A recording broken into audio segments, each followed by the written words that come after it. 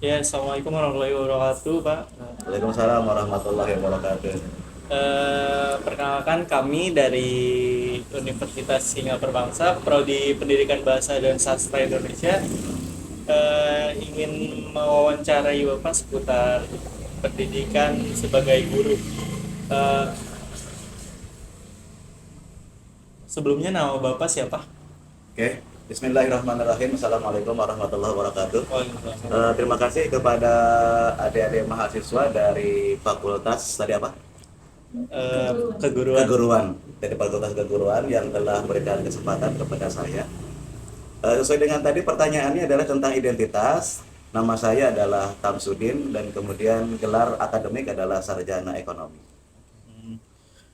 Eh, Tempat asal Bapak dari mana, Pak? Saya lahir di Karawang tanggal 16 Juni tahun 1978 dan kemudian tempat tinggal berarti sekarang itu adalah di Dusun Junti Kaum RT 011 RW 006 Desa Kutagandok Kecamatan Kutawaluya Kabupaten Karawang. Mungkin ada nggak sih pengalaman menarik tentang Bapak saat menjadi guru? Kalau kita sebagai tenaga pendidik atau sebagai guru tentunya ada pengalaman menarik dan pengalaman yang istilahnya mungkin menyedihkan lah gitu.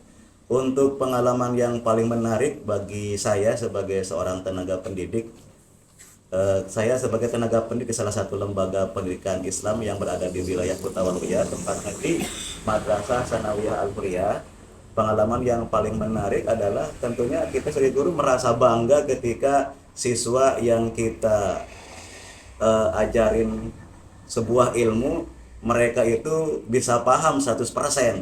Itu adalah pengalaman yang paling menarik. Walaupun mungkin secara logika untuk memahami 100% itu juga agak sulit, tetapi dengan 80% atau mungkin kurang dari 80% kita sebagai tenaga pendidik sangat merasa bangga dan menarik dengan perkembangan peserta didik kita yang bisa menerima input ataupun masukan atau pelatihan dari kita.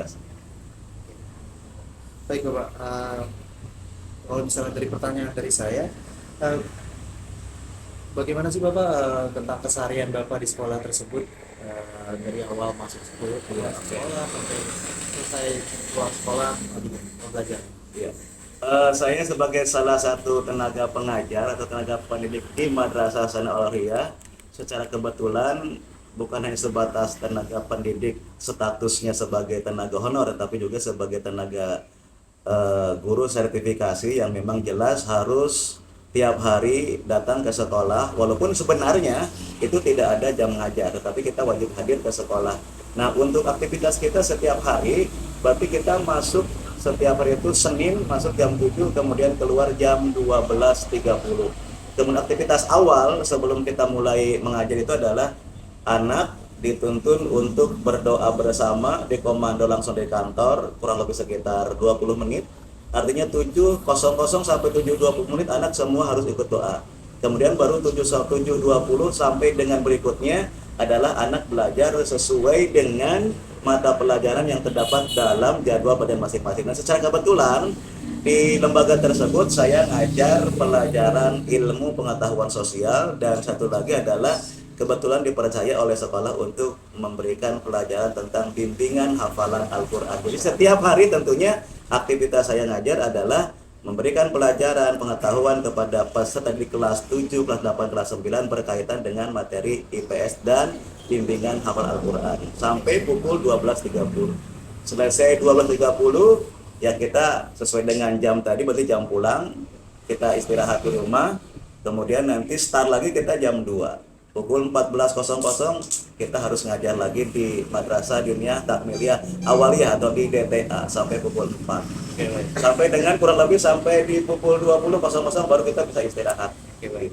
Kita kan Bapak menceritakan tentang kerjaan Bapak ya, Pak? Iya. Nah, Bapak sebenarnya ada nggak sih hobi gitu atau kayak Bapak senangi gitu? Kalau hobi ya, Iya. jadi kalau hobi secara seperti anak muda, barangkali bukan ya. Kalau anak muda hobinya misalkan olahraga atau apa-apa gitu, karena kita memang setiap hari hampir penuh dengan mengajar, memberikan pelajaran kepada anak. Sepertinya kalaupun dulu punya hobi sepertinya A misalkan, sekarang tidak banyak tersalurkan gitu ya. Ya paling mungkin hobi sekarang adalah karena kita sebagai guru tentunya kita bagaimana caranya untuk menambah pengetahuan. Tentunya harus rajin membaca, dan membaca gitu aja. Jadi hobinya sementara mungkin membaca lah gitu. Oke, baik, Sir. Nah, untuk sekarang ini peran dan tanggung jawab Bapak di umur ini tuh apa ya, Pak? Apa? Peran dan tanggung jawab Bapak Peran dan tanggung jawab dan tanggung jawab Bapak di sekarang ini. sekarang ya.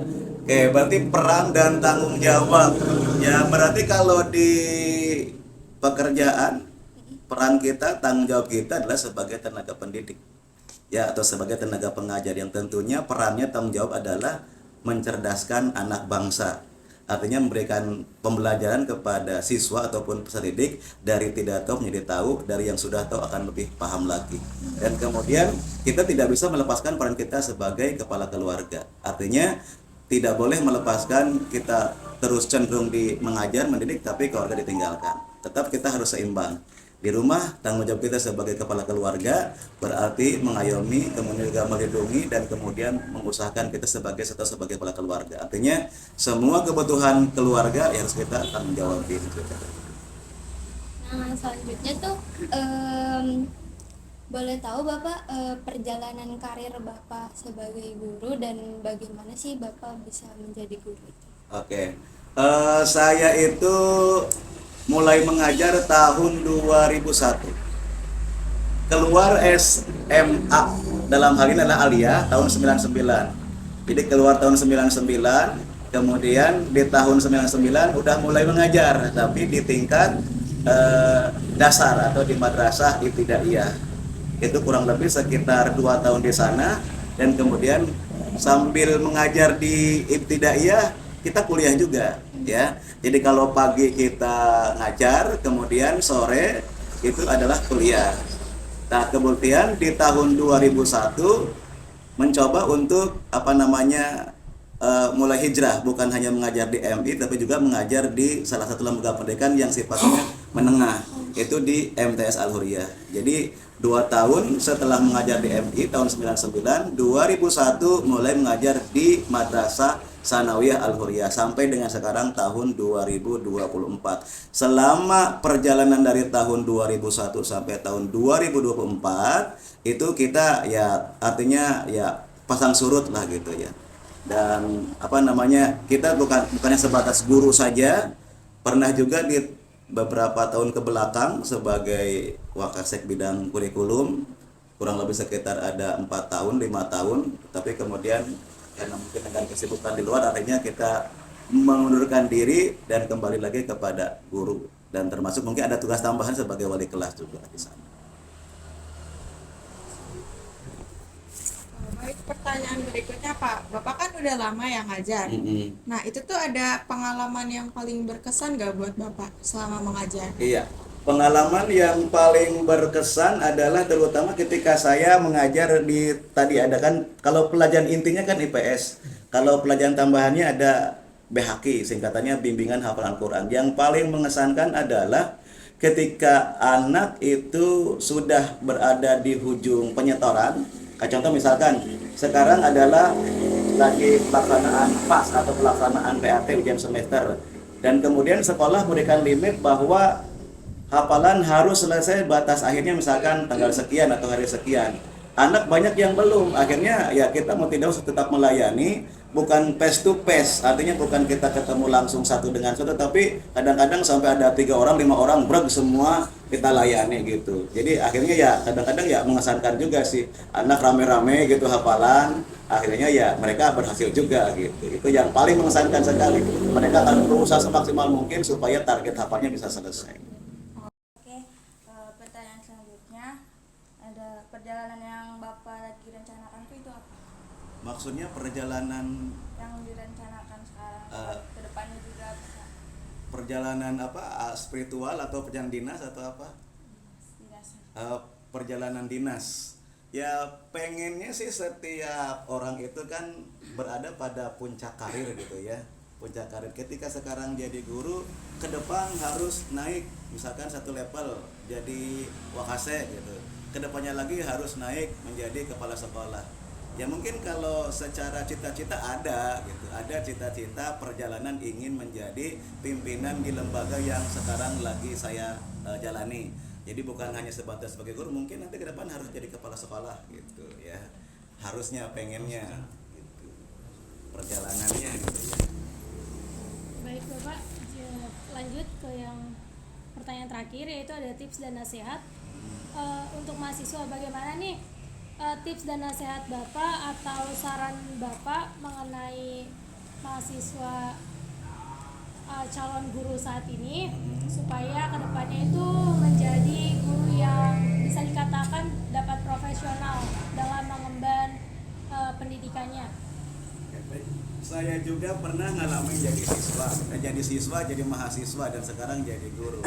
Ketika kita jadi mahasiswa, betul aktivitas kita sangat sibuk, disibukkan dengan tugas, disibukkan dengan berbagai macam perkuliahan dan sebagainya. Dan sekarang menjadi guru, dan kemudian buah menjadi guru itu berawal dari sebuah perjalanan yang cukup panjang, perjalanan yang sangat luar biasa, sehingga tidak mungkin jadi guru kalau tidak perjalanan sebelumnya. Makanya nasihat saya mungkin sebagai guru, sebagai tenaga pendidik kepada adik-adik yang merupakan calon-calon guru ke depan, ya berarti manfaatkan waktu semaksimal mungkin ya, dengan dengan belajar terus ya, bukan hanya belajar ya di kampus, tetapi juga mungkin memanfaatkan waktu dengan belajar melalui media apa saja yang sekarang sudah ada, sehingga nanti tidak banyak waktu yang terbuang begitu saja.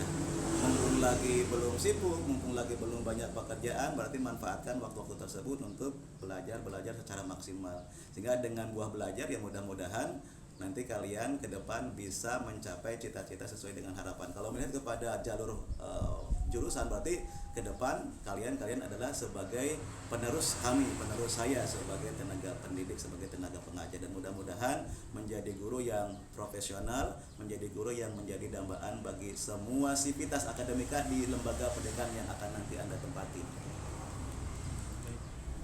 Mungkin untuk menutup wawancara kali ini, mungkin saya akan mengajukan satu pertanyaan. Ada nggak sih destinasi favorit Bapak, tempat liburan? Oke. Destinasi ataupun tempat wisata yang banyak yang paling disukai, ya paling mungkin yang murah meriah aja, yang kayak ke laut lah gitu ya. Dengan ke laut, satu kan kita semua keluarga bisa dibawa gitu ya. Kemudian juga meriah, kemudian hubungan kekerabatan dengan keluarga, suami dengan istri, kemudian saya sebagai keluarga dengan anak-anak kan lebih dekat lagi gitu. Karena dengan harganya yang murah begitu ya gitu. Baik, mungkin dicukupkan untuk wawancara kita kali ini. Terima kasih atas waktu yang Bapak luangkan untuk menjawab pertanyaan dari wawancara kami, atas kesediaannya dalam wawancara ini. Kami ucapkan terima kasih dan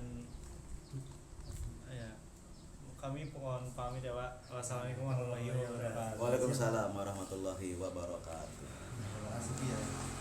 Tadi lupa nggak sih perkenalan nama kita di sekarang? Enggak kan, itu makanya gue bilang nanti yang wassalamualaikum situnya biar sekalian perkenalan. Oh, berarti setelah ini. Gak usah.